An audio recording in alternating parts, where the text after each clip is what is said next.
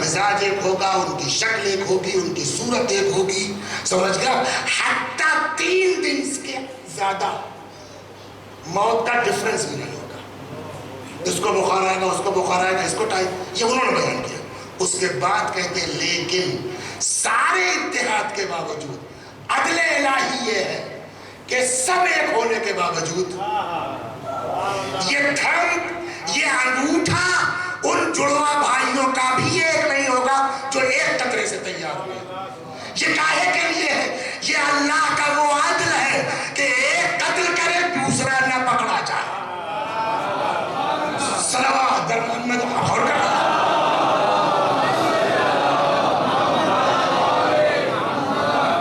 ہم کو تو اس سے پہلے تک نہیں پتا تھا کہ جڑوا کے، لیکن آج زمانہ تحقیق کر رہا ہے، اب سمجھ میں. تو اللہ کی بہت سی چیزیں جو ہماری سمجھ میں نہیں آتی ہیں، اور سمجھنا بھی ہماری ذمہ داری نہیں ہے. کیسے؟ بچپنا یاد ہے سب کو، ابا ڈانٹتے تھے، مارے نہ کر گئے تم. پتہ نہیں جو ہے ابا ہمارے کس ٹائپ کے ہیں یار، جو ہے وہ بتاؤ ہو جائے کیا پرابلم ان کو ہے. جب ابا مر گئے، ہم 40 سال کے ہوئے، وہی حرکت ہم نے اپنے لڑکے کے ساتھ کرنا شروع کی. تب سمجھ میں آیا کہ ابا کیوں کہتے تھے. تو جو انسان اپنے باپ کی مصلحت نہ سمجھ پائے، وہ اللہ کی مصلحت کیا سمجھے. صلوات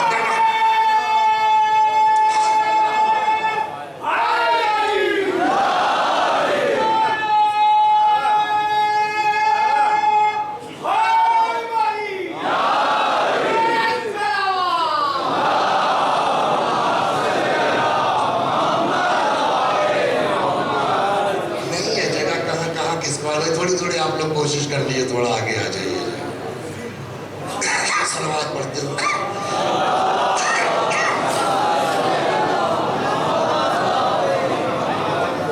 تو ایک بات تو میں یہ کہہ دوں کہ ہماری ذمہ داری اللہ کے احکام کے مصالح کو سمجھنا نہیں ہے.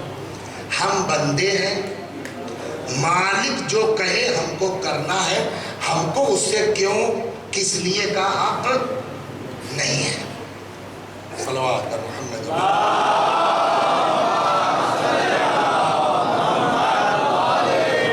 لیکن پھر بھی یہ بات پھر سے میں تکرار کرتا ہوں، ہم کو اللہ کے احکام میں کیوں کا سوال کا حق نہیں ہے اگر ہم بندے ہیں.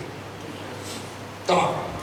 ہاں کہیں ہے کہ مسئلہ واضح ہے بالکل، یا پوری کتاب موجود ہے علل الشرائع کر کے، اس میں روایات اسی طرح کی ہے کہ یہ حکم کیوں ہے، یہ اہل بیت نے جو بتا دیا ہے. یا کچھ چیزیں ہیں جو آج سائنس کے ڈیولپمنٹ سے ہماری سمجھ میں آ گئی ہیں، وہ بھی ٹھیک ہے. کچھ چیزیں آدمی اپنی عقل لگا لیتا ہے. تو ایک بات تو یہ ہے کہ ہم کو پوچھنے کا حق نہیں ہے کہ اللہ نے عورت کے لیے یہ شرط کیوں لگائی ہے. آپ اگر مومن ہیں، مومنہ ہیں، اس نے کہا ہے یس سر. بات کبھی کبھی کچھ لوگ کچھ باتیں کہتے ہیں جو جا کے چپک جاتی ہیں. صلوات پر محمد.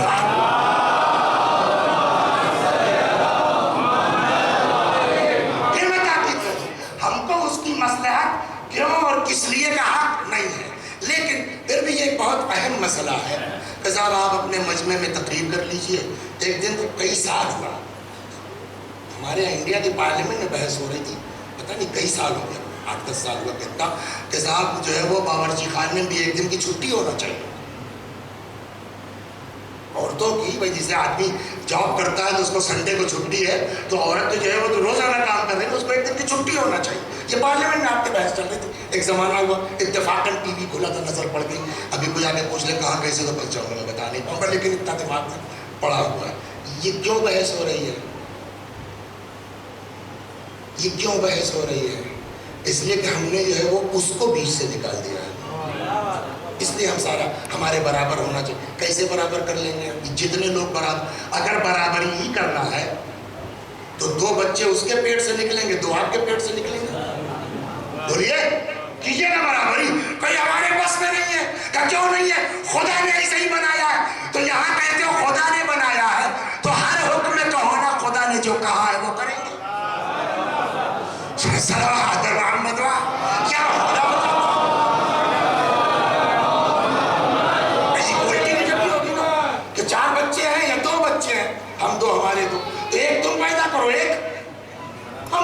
لیتے, دیکھے بھائی جو ہے وہ پیٹ میں.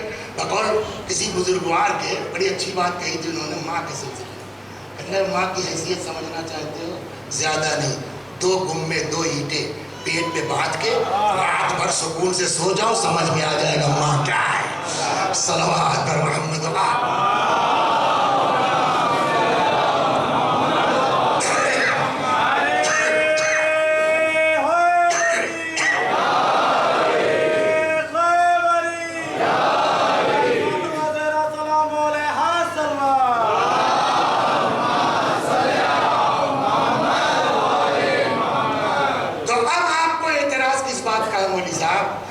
ہم کو اعتراض یہ ہے کہ مرد چاہے جہاں چلا جائے کوئی پابندی نہیں ہے, عورت بیچاری بغیر اجازت کے نہیں جا سکتی. یہ ظلم ہے, یہ ستم ہے.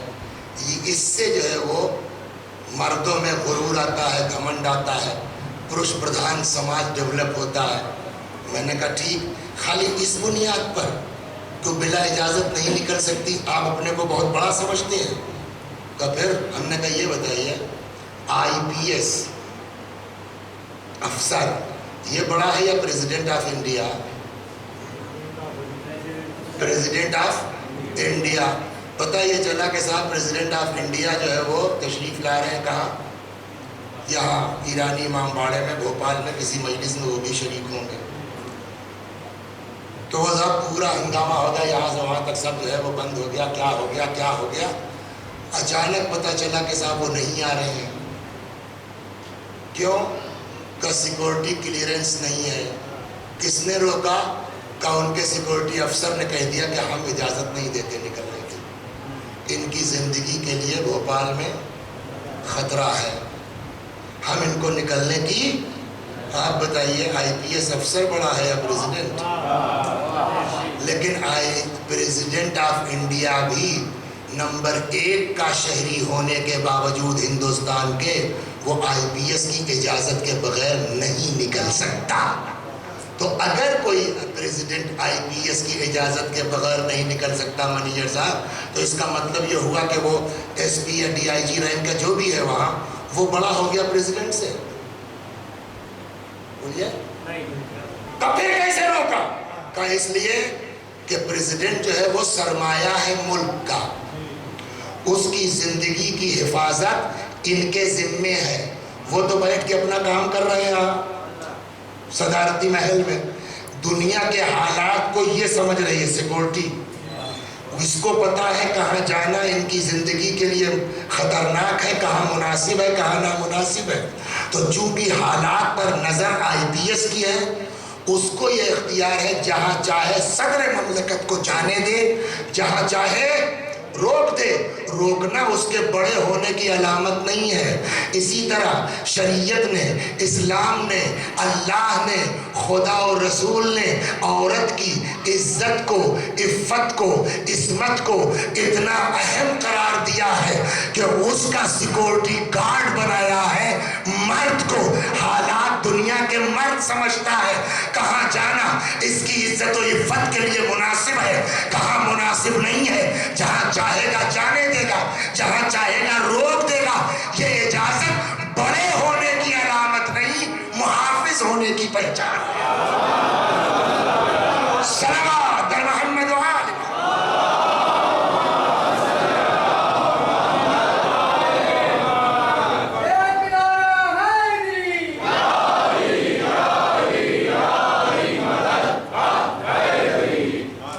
ایک چیز تو یہ ہو گئی ہے.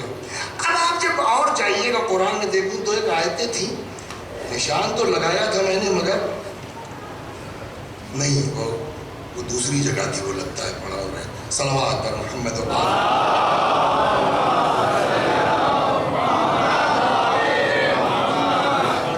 اب آئیے آپ کو میں دو ایک آیتیں سناتا ہوں.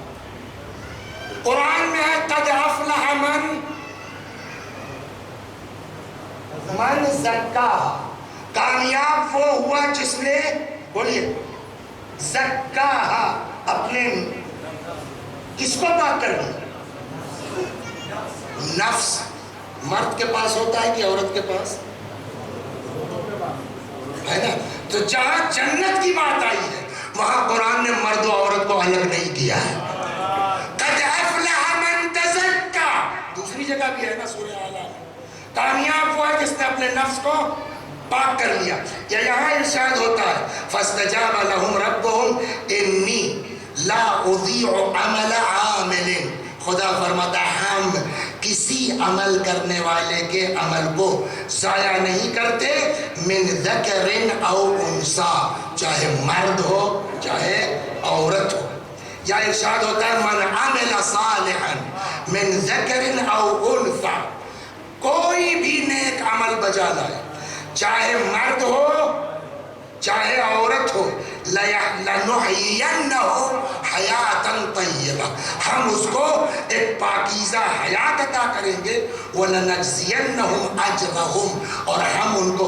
تو جب جزا کی بات آتی ہے تو کہیں قرآن نے الگ نہیں کیا کہ مرد کی جزا اتنی ہے عورت کی جزا اتنی ہے. دونوں کو برابر قرار دیا گیا ہے. اور اس کے بعد اگر دیکھیے گا نا آپ کہیں گے صاحب پھر بھی ایک اس طرح سے اگر آپ دیکھیں گے تو مردوں کی حیثیت زیادہ تو نظر آتی ہے. ہم نے کہا کیسے؟ انبیاء کتنے ہیں؟ کوئی عورت نبی بنی ہے آج تک؟ اب بتائیے سارے انبیاء کیا ہیں؟ مرد ہیں. کوئی عورت آج تک نبی بنی ہے؟ جواب کتنے نبی ہیں؟ 1,00,000. آپ نبوت ہی کو بہت کچھ سمجھ رہے ہیں. ایک عورت ایسی بھی کائنات میں ہے کہ جب وہ آتی تھی تو سید الانبیاء کھڑے ہو جاتے تھے.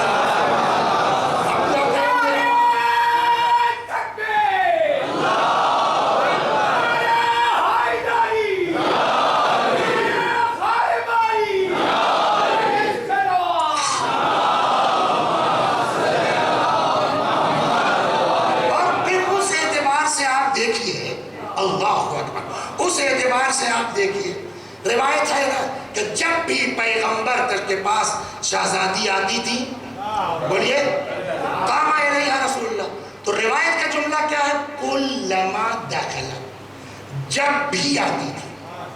ٹھیک. اب اسی کو آپ تصور کیجئے میدان محشر ہے ساری مخلوقات ہیں آدم سے لے کر کے اور قیامت تک کے سارے انبیاء اور ان کی امتیں سب ہیں. رسول اللہ ہے. اتنے میں میدان محشر میں جناب فاطمہ آ جائیں.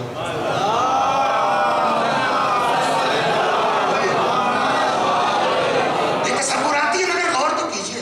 اتنے میں شہزادی آ جائیں پیغمبر کھڑے ہوں گے. اگر رسول اللہ فاطمہ کے لیے کھڑے ہو جائیں حضرت علی بیٹھے رہیں گے. اگر امام علی کھڑے ہو جائیں تو حسن حسین تو اولاد ہیں وہ بیٹھے رہیں گے. وہ کھڑے ہو گئے. جب امام حسن حسین کھڑے ہو گئے تو بقیہ 9 امام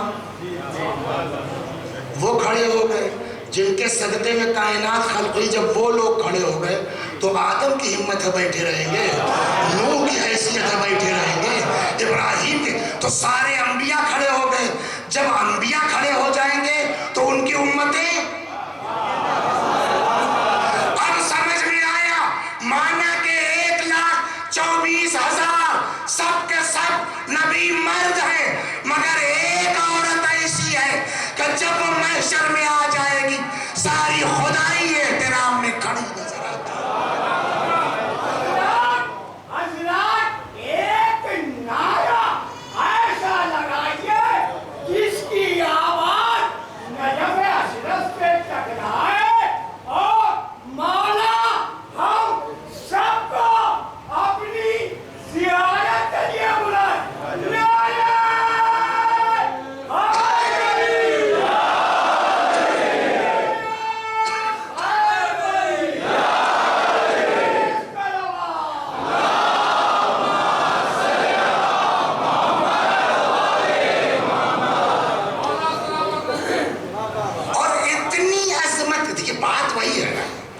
دیکھیے پرابلم کیا ہوتی ہے کہ ہمارے گھر کی کل میں نے یہ بات کہی تھی, ہمارے گھر کی لڑکیوں کو شادی سے پہلے یہ تاریخ نہیں بتائی جاتی, پڑھائی نہیں جاتی. ساس پرانے زمانے کی، وہ شاید تنظیم المکاتب کا 5واں بھی نہیں پاس ہے. لڑکے نے MBBS کر لیا، MD DM ہو گیا، تو بہو کیسی آئی؟ MD نہ صحیح تو کم از کم MBBS تو ہوگی نا. یا مثلاً جو ہے وہ لڑکا بینک مینیجر ہے، چاہے HDFC میں ہو چاہے جہاں، تو کوشش یہ ہوتی ہے کہ اس کی بیوی بھی اورینٹل ہی میں صحیح، وہ بھی مینیجر ہی ہو. تو آپ صاحب ڈاکٹر صاحبہ بہو بن کے آ گئی ہیں، مینیجر صاحبہ بہو بن کے آ گئی نا. ساس کون ہے؟ 8ویں تک پڑھا ہوں. اے بٹیا ہمارے زمانے میں اسکول ہی نہیں تھا، ہمیں ابا نے کہا نہیں جانے دیں. وہ 8ویں تک پڑھی ہے. اب کہاں ساس 8واں پاس اور کہاں وہ بیوی MD MS bank manager IAS ہوتی ہے نہیں DCS. اب ساس کے سر میں درد ہو رہا ہے. IAS صاحبہ کی شان کے خلاف کہ ساس کا سر دبا دیں ذرا سا. مینیجر صاحب کی شان کے خلاف ہے کہ ساس کا پیر دبا دیں. سمجھے؟ اس کے لیے میں کہتا ہوں اپنی تاریخ سنائیے. امام کی ماں سے بڑا مرتبہ کسی کا ہے؟ صلوات محمد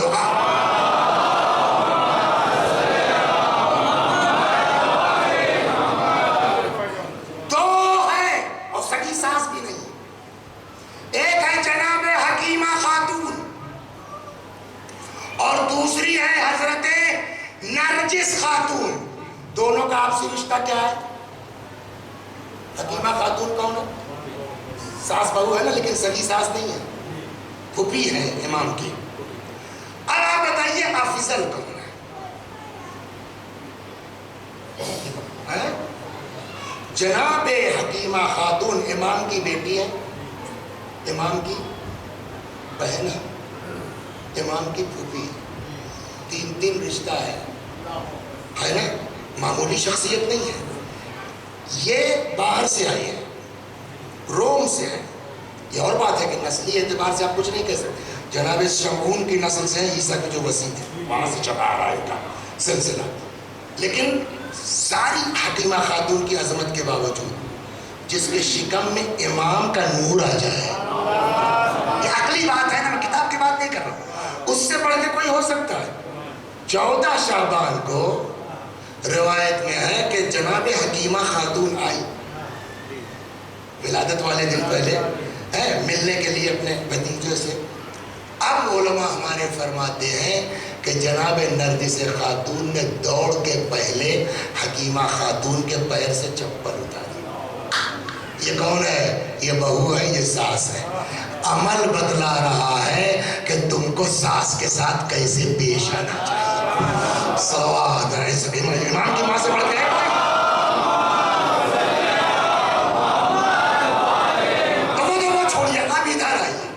اس اعتبار سے اگر دیکھا جائے تو کائنات میں جناب فاطمہ زہرا سلام اللہ علیہا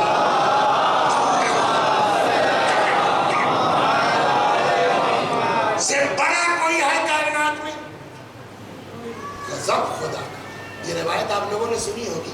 یہ آج کا موضوع نہیں، بات آئی تو مسائل تک جاتے جاتے ایک ذرا سا اشارہ کرتے ہوئے ایام فاطمیہ میں سنا.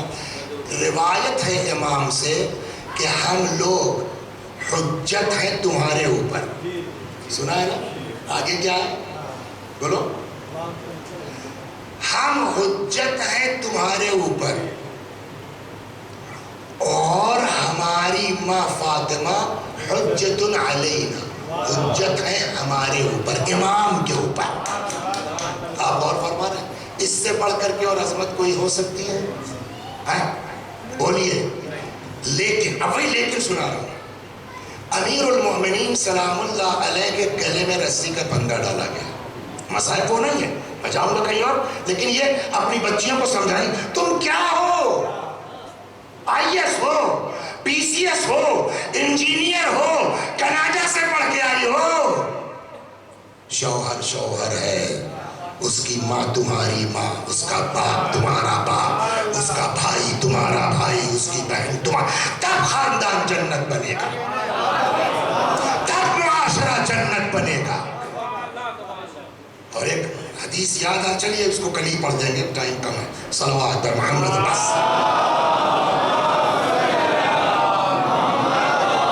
گلے میں امیر المومنین کے رسی کا پھندا ہے، مسجد میں لے کے آئے، تلوار رکھ دی گئی، بیعت کرو نہیں، مار دیں گے، مٹھی بند ہے۔